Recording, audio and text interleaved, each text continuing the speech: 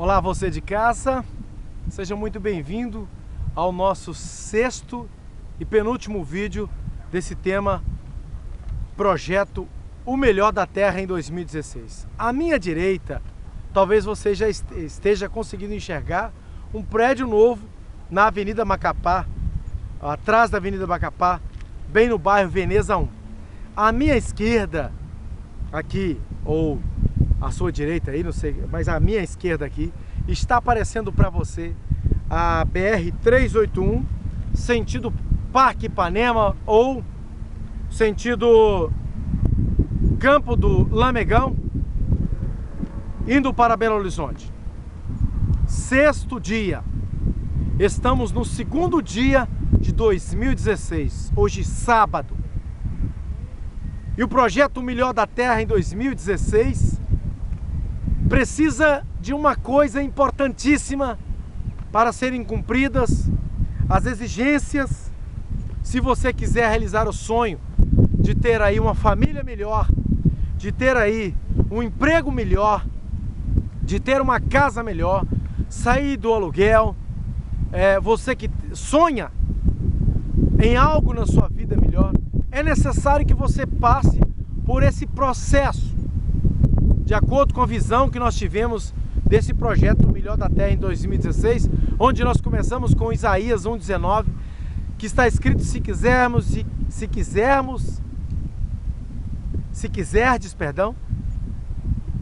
e me ouvides, comereis o melhor dessa terra. Não há problema algum em você querer o melhor dessa terra enquanto você vive. Abraão, ele quis o melhor, ele estava numa terra boa e ele foi chamado por Deus a sair de uma terra e tomar posse. Às vezes você sai de um lugar frutífero e vai para um deserto. E quando ele saiu de Ur dos Caldeus, na região do rio Eufrates, rio Tigre, ele subiu as colinas, subiu a crescente fértil, e lá em cima, quase chegando na Turquia, ele atravessou a cordilheira e já desceu nas nascentes do Rio Jordão, ou dos afluentes, ou aquelas mininhas, bem pequenininhas. E aí ele chegou às planícies. E quando ele e o seu sobrinho Ló tiveram que se separar, ele olhou como nós estamos olhando aqui do alto do Monte da Resposta, que se dizer que eu estou aqui no Monte da Resposta.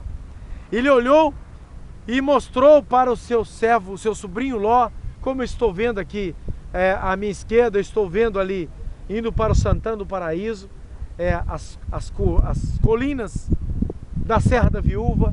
Eu estou vendo ali um pouco mais ali do Ipanemão, e atrás de mim agora estou vendo ali o Pico Dona Moura e etc. Então, imagino aqui Abraão olhou para um lado e para o outro e disse para o seu sobrinho: olha, se você for ali para as Campinas, eu vou para as montanhas. Se você for para as montanhas, eu vou para as Campinas. Então, as Campinas era o lugar que mais era verde possível na época de Abraão. E as montanhas eram os piores lugares. E Ló, ele enxergou que as Campinas eram o melhor lugar.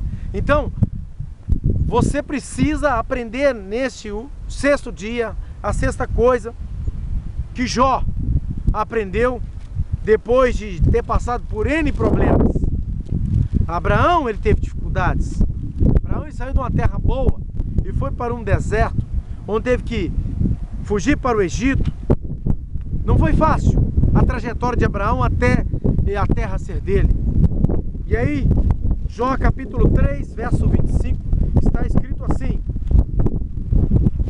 Se você não encontrar na Bíblia, estiver assistindo esse vídeo, andando, dirigindo, mas estiver sentado na frente do notebook, ou do seu smartphone, do desktop, eu gostaria que você acompanhasse. Na minha versão diz assim: porque o que eu temia me veio, e o que receava me aconteceu. Neste único versículo nós encontramos Jó falando duas palavras, dois verbos para significar a mesma coisa. O que eu temia me sobreveio e o que eu receava me aconteceu. O verbo temer e o verbo recear. Jó então, ele estava dizendo através desses dois verbos que o que eu temia me sobreveio e o que eu receava me aconteceu. Ele estava querendo dizer de uma única palavra nesses dois verbos: o medo. Todos nós precisamos vencer o medo. Jó, antes de acontecer os problemas que aconteceram com ele, Jó, antes de acontecer os problemas, ele tinha medo dos problemas acontecerem. Repare para você ver, no mundo ao redor, tem pessoas que não têm medo, vamos falar coisa simples. Tem pessoas que não têm medo de andar de uma roda em bicicleta. Ele cai, ele levanta de novo. Ele empina a bicicleta. Tem pessoas que não têm medo de skate. Eu já tenho medo de skate. Nunca fui dado ao skate, mas andar de uma roda eu nunca tive medo. Já caí, já relei o ombro. Não sei se você consegue ver nas imagens. Meu ombro direito tem um arranhão profundo, foi cicatrizado, graças a Deus. Mas nunca tive e não tenho medo. Estou ensinando meu filho a não ter medo. O que mais? Tem pessoas que têm medo de investir dinheiro. E isso está relatado na Bíblia quando Jesus conta a história de um homem que saiu e deixou com 10, vamos falar no nosso real, 10 reais. Com outro ele deixou 5 reais e com um terceiro ele deixou apenas 1 real. O de 10 pegou o dinheiro, aplicou, sei lá o que, transações e mais transações, multiplicou, virou 10. O patrão chegou e falou assim: e aí, o que você fez? Não, eu peguei 10 e fiz isso, aquilo outro, transformou em 20. Parabéns, servo justo e fiel. Foste fiel no pouco, sobre o muito te colocarei. O de 5, a mesma coisa, aplicou e tal. Quando chegou no de 1, ele falou: ó, Senhor, eu sei que o Senhor é um homem bravo, eu sei que o Senhor é isso, aquilo outro, então eu peguei esse 1 real e escondi na terra. E aí o patrão falou assim: mas peraí, você não aplicou nem na poupança do nosso país, isso falando do Brasil, que seria apenas 0,8%, me parece, ao mês. Menos de 1% ao mês, você não fez nem isso. Então, até o que tem será tirado. Por que que ele perdeu isso? Por causa do medo, meu querido. O medo precisa ser vencido na sua vida, você precisa vencer. E às vezes, quanto mais anos a gente passa na nossa vida, mais traumas, mais medos a gente adquire. E um dos maiores problemas da raça humana é que o ser humano quer viver mais do passado. Diz uma pesquisa de certos consultores, pode pesquisar no Google que você vai encontrar isso. 75% das pessoas sofrem por medo de coisas do passado, sofrem lamentando o passado. Pessoas ficam lamentando o passado. 25% das pessoas sofrem por medo do futuro. Ah, eu não vou fazer isso porque vai dar errado. Ah, não vou me endividar. Ah, sei lá o quê. E apenas 1% das pessoas conseguem viver um instante presente, momento agora. Por exemplo, ao assistir esse vídeo, será que você está assistindo ao vídeo ou você está apenas vendo o vídeo? Ou você está sendo distraído por alguma coisa ao seu redor, o seu celular toca e você para de assistir. Então, nós precisamos vencer o medo. Se nós não vencermos o medo que existe em nós, nós não vamos conseguir sobreviver a este mundo onde 7 bilhões de pessoas estão aí.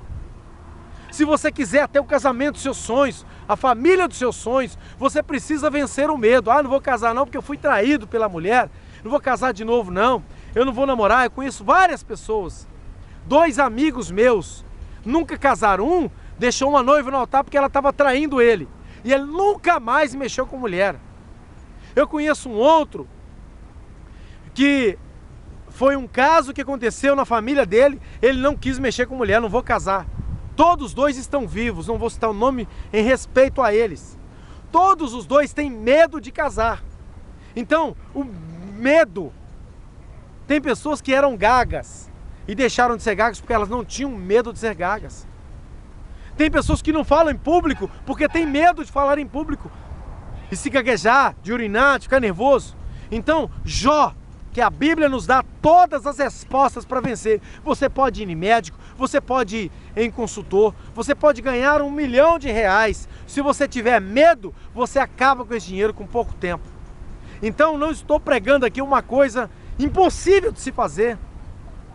E eu disse que eu falaria como é que é a minha trajetória de vida, como é que eu faço para sobreviver. Amanhã eu vou falar sobre isso. Então, encerrando, Jó, quando ele chegou, notícia ruim, nós lemos um versículo só, mas chegou um certo empregado e falou assim: olha, Jó, aconteceu um terremoto e etc, e todo o seu gado morreu e os funcionários todos morreram. E só eu restei-me para contar esta nova. Olha para você ver, a coisa nova. Jó tinha medo de perder os seus gados. Aí veio um outro e falou: olha, Jó, estava acontecendo isso e isso assado, veio um troço e bah, explodiu, acabou com tudo, só eu. Jó tinha medo disso. E o que Jó mais tinha medo é porque os seus filhos eram todos abençoados, eram filhos obedientes, tementes a Deus, se regozijavam, todos comiam na casa de Jó, Jó ia ter com eles. Não é o contrário das famílias de hoje, em que a esposa, o cara casa e a esposa não deixa visitar o pai dele, certo? Então Jó tinha filhos invejáveis, espelháveis. E aí, mas Jó tinha medo de perder os seus filhos. Aí veio um funcionário e falou: ô Jó, seus filhos estavam dando festa, mas as suas filhas, os meus homens e as mulheres estavam todos reunidos, e veio alguma coisa e pum, morreu, todo mundo, só sobrei eu para contar. Então Jó, quando ele escreveu isso aqui, Jó 3:25, ele disse: o que eu temia me sobreveio, e o que eu me receava aconteceu. Jó tinha medo de perder os seus bens, Jó tinha medo de perder a sua família. E só depois que Jó aprendeu a vencer o medo, e aí Deus o abençoou com o dobro de tudo. Meu querido, o tempo já está ficando cansativo, eu não quero te enfadar, não quero cansar você de casa, mas eu quero convidar você a pensar nisso.